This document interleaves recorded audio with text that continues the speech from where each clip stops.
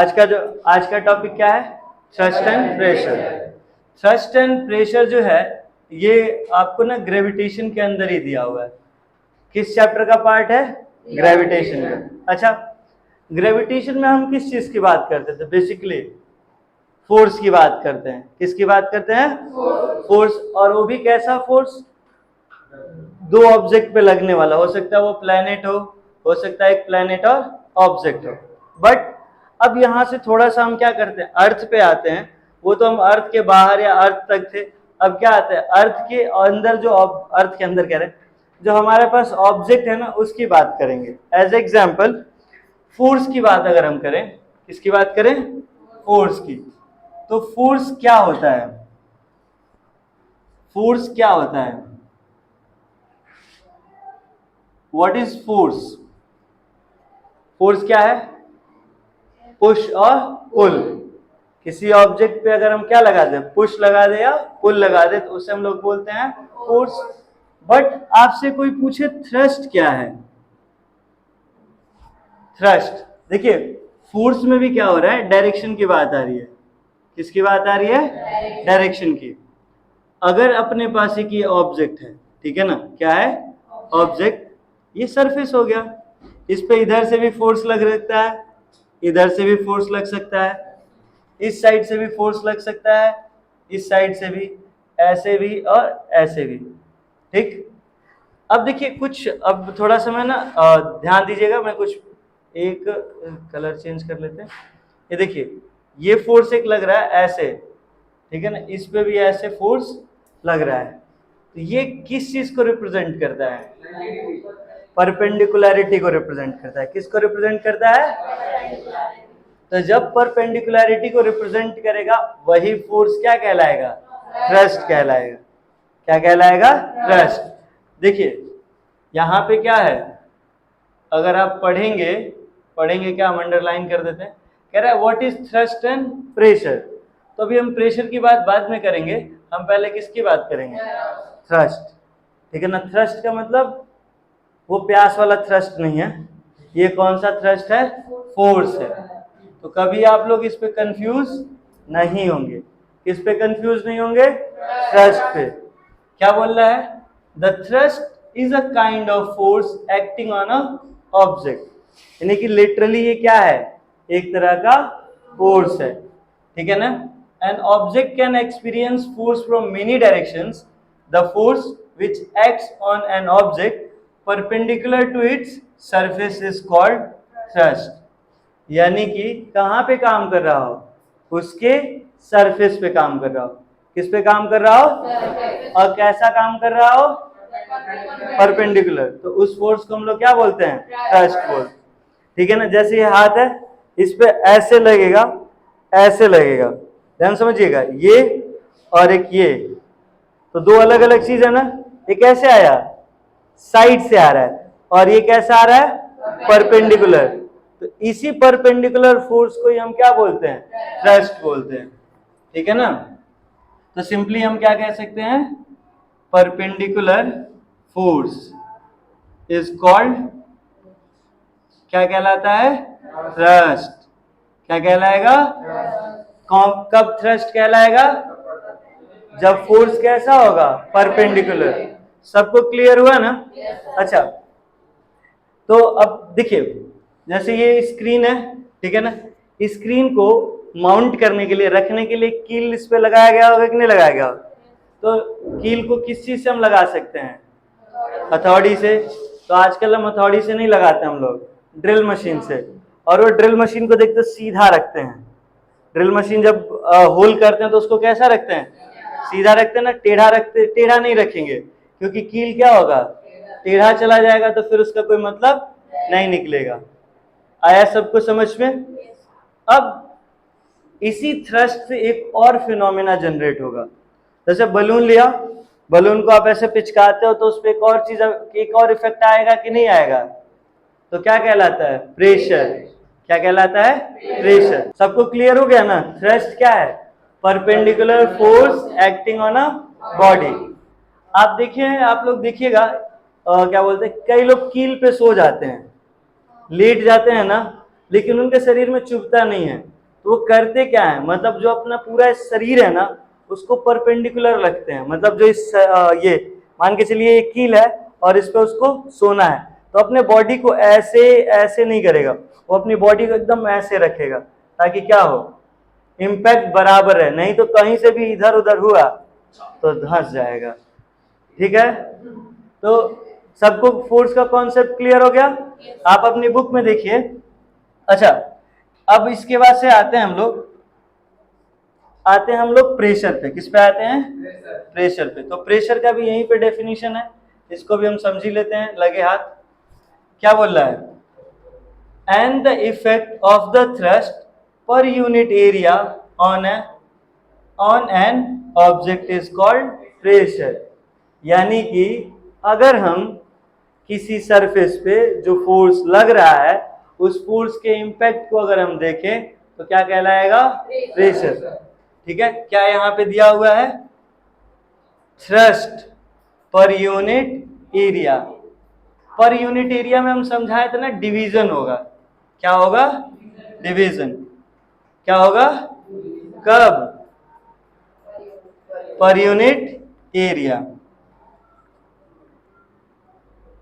Pressure, आप लोगों पे किसका प्रेशर है? घर वालों का। किस चीज का प्रेशर है? पढ़ाई का। समझ में आ रहा है? आप ज्यादा देर तक जूते पहन के खड़े हो जाओ, चाहे सैंडल या बिना उसके भी खड़े हो जाओ, तो आपकी हील में जो होता है ना पेन होता है, पेन होता है ना, तो वो क्यों हो रहा है? प्रेशर की वजह से। ठीक, कई लोग देखते हो पतला वाला हील पहन लेते हैं, उनको बालू पे चलने के लिए कह दिया जाए तो क्या होगा? झिमला जाएंगे, नहीं धंस जाएंगे। ठीक है, और उसी तरह से अगर स्पेस चौड़ा हो, मतलब ज्यादा हो, जो सोल है वो ज्यादा हो, तो चलने में आसानी होगा। एयर का वो टैंक जो होता है, मतलब जिससे लड़ाई के लिए लड़ते हैं लोग, वो टैंक में देखो बेल्ट लगा होता है, वो बेल्ट की वजह से उसका सरफेस एरिया क्या हो जाता है? इंक्रीज हो जाता है, तो वो मिट्टी में नहीं धंसता है। हम लोग अगर चलने लगे, मिट्टी कहने का मतलब बालू पे वो धंसता नहीं है, लेकिन हम लोग चलते हैं तो हम लोग धंस जाते हैं। तो रीजन क्या, अभी उसको हम लोग डिस्कस करेंगे। ये सारा खेल किसका है? प्रेशर का। तो प्रेशर को कैसे डिफाइन किया गया है? वो तो यूनिट है ना, थ्रस्ट पर यूनिट एरिया। किसके लिए डिफाइन किया गया है? आया सबको समझ में? हाँ, वही चीज है। तो प्रेशर को हम किससे रिप्रेजेंट करेंगे? P से, और थ्रस्ट को F से, और एरिया को A से। ठीक है, सबके पास पेन है? पेन ओपन कर लीजिए सभी लोग। सबके पास पेन है ना? ओपन कर लीजिए। अब एक बार ये पेन वाला ये वाला पोर्शन लीजिए, ठीक, और अपने हैंड पे ऐसे लगाने की कोशिश कीजिए सभी लोग, इसको ऐसे। हाँ, हल्का सा धसा मत देना बाबू, नहीं तो पता चलेगा कि, ठीक है ना। हैंड पाम है, पाम पे ऐसे परपेंडिकुलर रखिए और इसको हल्का सा पुल करने की कोशिश कीजिए। ठीक है ना, थोड़ा सा फोर्स लगाइए, बट इतना भी मत लगा दीजिएगा कि धंस जाए। तो इसको ऐसा करने से क्या फील हो रहा है? पेन फील हो रहा है ना। ठीक, अब इसी को बस ऐसे उलट दीजिए। ठीक, अब इसको ऐसे लगाने की कोशिश कीजिए, पुश करने की कोशिश कीजिए। क्या अब उतना फोर्स फील हो रहा है? मतलब उतना प्रेशर फील हो रहा है? नहीं ना। तो यही प्रेशर किस पे प्रोपोर्शनल हो गया? एरिया पे। यानी कि जो आपका प्रेशर है इनवर्सली प्रोपोर्शनल हो गया किस पे? एरिया। अब इतना सबको समझ में आया? ठीक, अगर आपके पास ईंट हो, ठीक है, ईंट, ठीक है ना, ब्रिक का एक ब्लॉक हो, उसको आप दो टाइप से होल्ड कर सकते हो कि नहीं कर सकते हो? चलो, हम अपने पास ब्रिक नहीं है तो इसी का यूज करते हैं। इसी को सपोज कर लीजिए ब्रिक है, ठीक है ना। एक बार ये ऐसे गिर सकता है और एक बार ये ऐसे गिरेगा, तो कब इसका इम्पैक्ट ज्यादा होगा? ऐसे गिरेगा।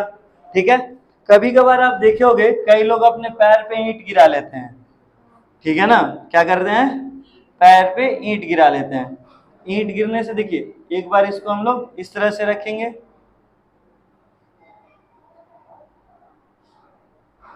ठीक है ना, इसको ज्वाइन कर दिया जाए। एक बार इस पोजीशन में ये गिरे और एक बार ये आ गया। हाँ क्या बाबू, अरे बोलो।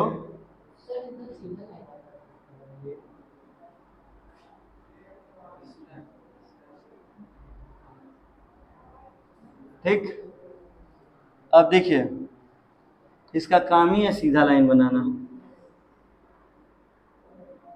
अब ये दोनों ईंट जैसा लग रहा है ना, ब्रिक जैसा, तो यहाँ पे सरफेस एरिया क्या है, ज्यादा है, और यहाँ पे सरफेस एरिया क्या है, कम है ना। तो अब बताइए दोनों में कौन ज्यादा इम्पैक्ट प्रोड्यूस करेगा, इधर वाला। ठीक, गांव में शादी उदी होता है तो टेंट आता है कि नहीं आता है, तो बड़ा उत्साहित हो जा रहा है बाबू, क्या बात है, पार्टी करने जाना है। देखिए टेंट ऐसे लग गया, लगा ही दिया जाए, टेंट लगा ही दिया जाए, ठीक है। अब मान के चलिए ये नहीं मजा देगा, छोड़िए, ऐसे लगाते हैं, ये भगवान। ठीक, ऐसे सपोज दैट कि इस हिसाब से टेंट लगा हुआ है, ठीक है।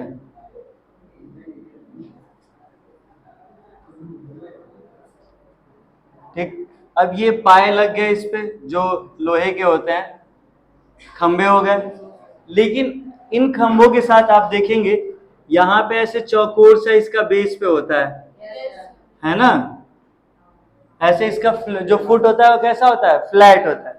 इसके साथ ही वो क्या करते हैं, एक रस्सी ऐसे खींचते हैं, ठीक है, कोने कोने पे, ठीक, और यहाँ पे वो उसको क्या करते हैं, बांधते हैं। उसके लिए वो बड़ा सा एकदम हट्ठा कट्ठा हुक लेते हैं, उसको जमीन में धसाते हैं ना, तो यहाँ पे पॉइंटेड रहता है कि नहीं रहता है, तो क्यों वो पॉइंटेड रखते हैं, क्यों नहीं इसको ऐसे वो धसा देते हैं जमीन में। यहाँ सरफेस एरिया क्या हो गया और यहाँ पे सरफेस एरिया क्या हो गया, तो इसीलिए इजीली क्या चला जाएगा, ग्राउंड के अंदर चला जाएगा। क्लियर हुआ। तो अभी जो हम लोग इस पेज पे थे जब, तो ये बताइए इसका इम्पैक्ट क्या होगा, लेस होगा, और इम्पैक्ट जो होगा वो क्या होगा, लेस होगा, और इसका इम्पैक्ट क्या होगा, ग्रेटर होगा। ठीक, एज एग्जाम्पल सपोज दैट आपको कोहनी से मारा जाए और इससे मारा जाए, तो किसका सरफेस एरिया कम है, कोहनी, और इसका सरफेस एरिया क्या है, तो ये वाला धंस जाता है कि नहीं धंस जाता है। जैसे सुई है, सुई, अब सुई से आप सिल रहे हो कुछ भी, मतलब बटन ही लगा रहे हो शर्ट का, इधर उधर जाता है, सुई तुरंत क्या हो जाएगा, चुभ जाएगा। लेकिन इसी को हम लोग प्रयास कर रहे थे ना, इसी को हम लोग ट्राई कर रहे थे ये धंस जाए, इतना प्रेस करने पे नहीं जा रहा था, लेकिन जो इंजेक्शन लगता है, जो निडल, इतना उसको प्रेशर नहीं देना पड़ेगा, वो तुरंत क्या हो जाता है, चला जाता है। ठीक है, फिर चला जाता है तो फिर आ जाता है क्या, आंख में आंसू, और वहां से ब्लड नहीं आता है। अच्छी बात है, ओके, चलिए देखिए।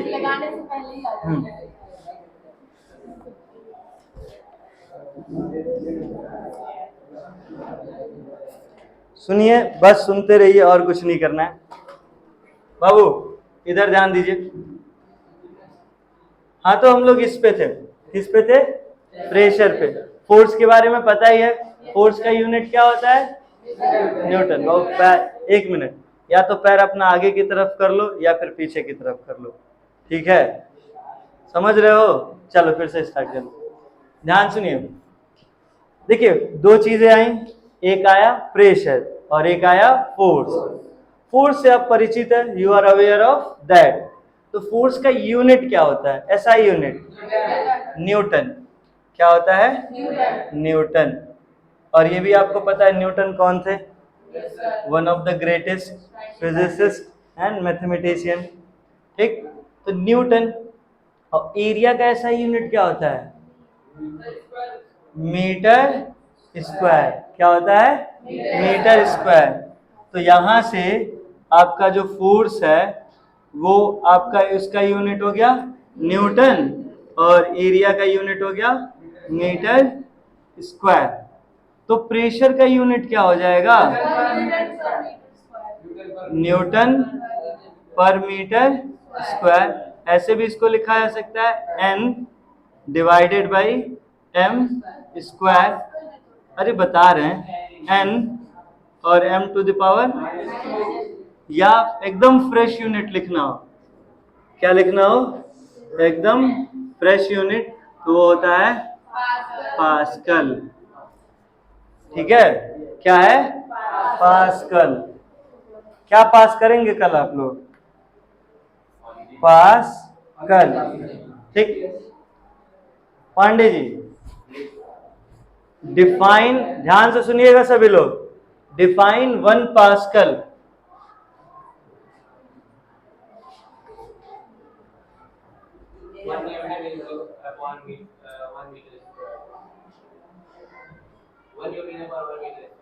One newton upon 1 metre square. बैठ जाइए। क्या डिफाइन करने की बात हुई है?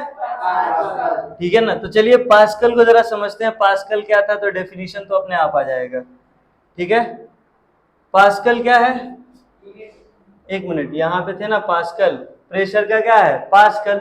और पास्कल कब आया है? न्यूटन अपॉन पर न्यूटन अपॉन मीटर स्क्वायर। ठीक है, तो यानी कि हम कह सकते हैं when 1 newton perpendicular force act on a body of surface area 1 metre square. कितने का होना चाहिए? 1 मीटर स्क्वायर का क्या होना चाहिए? Surface area. ठीक है, ध्यान से फिर से समझेंगे। यहाँ पे क्या है? 1 पास्कल। तो हम लोग लिख सकते हैं 1 न्यूटन अपॉन 1 मीटर स्क्वायर। देखिए समझिए, ये अपने पास एक सरफेस एरिया है जिसका लेंथ भी कितना है? 1 मीटर, और ब्रेथ भी कितना है? 1 मीटर। ठीक, तो इस पे कितना आएगा? ये 1 मीटर स्क्वायर हो गया कि नहीं हो गया? और इस सरफेस पे ही क्या कर रहा हो? 1 यूनिट का परपेंडिकुलर फोर्स एक्ट कर रहा हो। कैसा फोर्स एक्ट कर रहा हो? ठीक है ना। व्हेन, तो क्या बोलेंगे? व्हेन 1 न्यूटन पर 1 newton of force act perpendicularly on a surface of 1 metre square, the impact या effect generated is called 1 pascal. Clear हो गया सबको? अच्छा, इसमें से जितने लोग हैं, आप लोग देखते हो कि बॉयज का जो शूज होता है वो कैसा होता है? फ्लैट होता है। ठीक है ना, उनका शूज सैंडल का जो बेस होगा वो कैसा रहेगा? फ्लैट होगा। लेकिन गर्ल्स का जो पार्टी वियर ड्रेस होता है, उनका शूज तो कम ही पहनती है, सैंडल पहनती है, और वो कैसा होता है? हील वाला। और मोस्टली क्या होता है? इस डिजाइन का होता है। ये ऐसे है, ये ऐसे चला जाएगा, ठीक है, और यहाँ पे क्या रहेगा? ये ऐसे पॉइंटेड रहेगा, यहाँ से हल्का सा ऐसे, और नीचे जाके इस तरह से, और ये ऐसे रहता है। कील ज्यादा लगता है। ठीक है, ध्यान से सुनेंगे सभी लोग। तो ये कील जैसा ज्यादा लगता है। वो लोग अगर ज्यादा देर खड़े रहेंगे, वो लोग अगर ज्यादा देर खड़े रहेंगे तो उनको क्या होगा? पैर में दर्द ज्यादा होगा। जो हील पे पेन होगा ना, वो क्या होगा? ज्यादा होगा। रीजन क्या है? वो पॉइंटेड है। ठीक है ना। एज एग्जाम्पल निकाल दे रहे हैं हम ही अपना। एज एग्जाम्पल देखो, नहीं रहने दो, नहीं रहने ही दे रहे हैं। ये जैसे ये शूज सोल कैसा है? फ्लैट है। ठीक है, तो इस पे प्रेशर क्या रहेगा? कम रहेगा। लेकिन अगर यही क्या होगा? पॉइंटेड होगा, तो जो मेरा हील है, मतलब हम हील वाला पेंसिल हील नहीं पहनने वाले हैं, जो भी पेंसिल हील पहनेगा उसको क्या करना पड़ेगा? उसको प्रेशर ज्यादा रहेगा। ठीक, अब इसी पे एक क्वेश्चन है, ध्यान समझिएगा। इस पे ही क्या है? एक क्वेश्चन है। एक गर्ल है, ठीक है ना, एक गर्ल है जो शार्प हील वाली सैंडल पहन रखी है, जिसका शार्प, ठीक है, उसका जो हील है, ध्यान समझिए, वो है 1 सेंटीमीटर स्क्वायर। कितना है? 1 सेंटीमीटर स्क्वायर। उसका मास जो है वो है 50 kg। कितना है 50 kg, और उसका जो मास हो गया 50 kg। जी की वैल्यू हम ले लेते हैं 10 मीटर पर सेकेंड स्क्वायर। पूछ रहा है उसके एक पैर पे, एक हील पे, मतलब एक पैर है ना, जो वन हील है या वन हील ही कर देते हैं, उस पे कितना प्रेशर जनरेट होगा, उस पे कितना प्रेशर जनरेट होगा। मास दिया है, जी दिया है और एरिया दिया है। दौड़ रहा है ना, देखना काटे ना तुम्हें। तो एक विमेन है, ठीक है ना, वीमेन है, जो सैंडल पहनी हुई है और उसके एक हील का जो एरिया है, वो जो पेंसिल हेल है, ठीक है ना, हिल है, ठीक, और ये ऐसे मतलब जो भी जैसे भी है बुरा बना हुआ है फिगर, ये हमें पता है। ये जो एरिया है वो कितना है 1 सेंटीमीटर स्क्वायर। उस जो फीमेल है उसका वेट है 50 kg। कितना है 50 kg। तो अगर वो अपने एक पैरों पे खड़ी हो जाए, एक पैर ऊपर कर ले और एक पैर पे खड़ी हो जाए, तो उसके एक पैर पे कितना फोर्स लगेगा, या ये कह सकते हो उसके एक पैर से ग्राउंड पे कितना प्रेशर लगेगा। आया समझ में? जैसे कील धसाते समय हम लोग प्रेशर ज्यादा रहता है कि नहीं रहता है, और एरिया क्या होता है कम, तो वही कंडीशन है। देखिए एरिया कितना दिया हुआ है 1 सेंटीमीटर, और एसआई यूनिट क्या होता है एरिया का, क्या होता है, और 1 मीटर स्क्वायर में कितना सेंटीमीटर स्क्वायर, 1 मीटर स्क्वायर में कितना सेंटीमीटर स्क्वायर 10,000। तो यहां बताना है कि 1 सेंटीमीटर स्क्वायर में, तो हम क्या कर देंगे 10 टू द पावर -4 से मल्टीप्लाई कर देंगे ये। हाँ, तो यानी कि आपका जो ये एरिया है, आप इसको डायरेक्ट क्या लिख सकते हैं 10 to the power -4 metre square. आया समझ में? ये सेंटीमीटर में है और एरिया किसमें चाहिए, तो हमको चेंज करना पड़ेगा। स्मॉलर से किस में जा रहे हैं ग्रेटर में, तो क्या करते हैं डिवाइड, और फिर उसको हम लोग ग्रेटर से स्मॉलर में जाते हैं तो मल्टीप्लाई। ठीक है, क्या आ गया एरिया आ गया। अब देखिए यहाँ मास 50 दिया है और जी की वैल्यू कितनी है 10। ठीक है, तो अब ये बताइए हमें कि जो प्रेशर इज इक्वल टू होता है वो क्या होता है फोर्स अपॉन एरिया, और फोर्स इज इक्वल टू क्या होता है मास इनटू एक्सीलरेशन। तो यहाँ पे हम लोग क्या, हाँ एक्सीलरेशन ड्यू टू ग्रेविटी। तो यहाँ जी की बात हो रही है, मास कितना है 50 और जी की वैल्यू कितनी है 10, और यहाँ पे कितना है 10 टू द पावर -4। ये माइनस ऊपर जाएगा तो किसमें हो जाएगा, तो यहां से कितना हो जाएगा, देखिए 50 था इंटू 10 टू द पावर 1, और यहाँ क्या था 10 टू द पावर -4। ये ऊपर जाएगा कि नहीं जाएगा, तो 50 into 10 to the power 1 plus 4 कितना हो गया 50 इंटू 10 टू द पावर 5, यानी कि आप 1 और इसके बाद 5 जीरो और लगाएंगे, 1 2 3 4 5, इतना क्या होगा पास्कल। इतना ज्यादा फोर्स क्या कर रही है वो जो महिला है, लेडीज है, वो इतना ज्यादा प्रेशर, फोर्स नहीं प्रेशर अप्लाई कर रही है। तो वो अगर अर्थ, समझ लीजिए, वो अगर सरफेस पे इतना अप्लाई करेगी तो सरफेस भी उसको उतना अप्लाई करेगा, यानी कि कितना उसको ज्यादा फोर्स बियर करना पड़ रहा है। ठीक है, आया सबको समझ में, क्लियर हुआ? तो अब ये बताइए डेली लाइफ में जैसे चलने के लिए, ठीक है, हाँ पीछे वाला, हाँ अब सुनिए, अब आप बताइए आपका शूज और सैंडल कैसा होना चाहिए, फ्लैट होना चाहिए या पॉइंटेड होना चाहिए, फ्लैट होना चाहिए ना। तो जब भी आप अगर अपने शूज या सैंडल को फ्लैट नहीं रखेंगे तो आपके हील पे प्रेशर क्या होगा ज्यादा होगा, जिसकी वजह से आपको बहुत सारे प्रॉब्लम कॉज होंगे। तो वो लोग देखते हो शादी पार्टी में जाते हैं तो ज्यादा देर उन लोगों से नहीं रुकता है, 1 घंटा 2 घंटा, उससे ज्यादा वो रोकी नहीं पाएंगे। क्यों? क्योंकि वो जितना, सोच लो कि कितना ज्यादा उस पर क्या हो रहा है, प्रेशर अप्लाई हो रहा है। क्लियर हुआ? ठीक है। अब बताइए, जो ये कैमल होता है वो कैसे सैंड पे चल लेता है?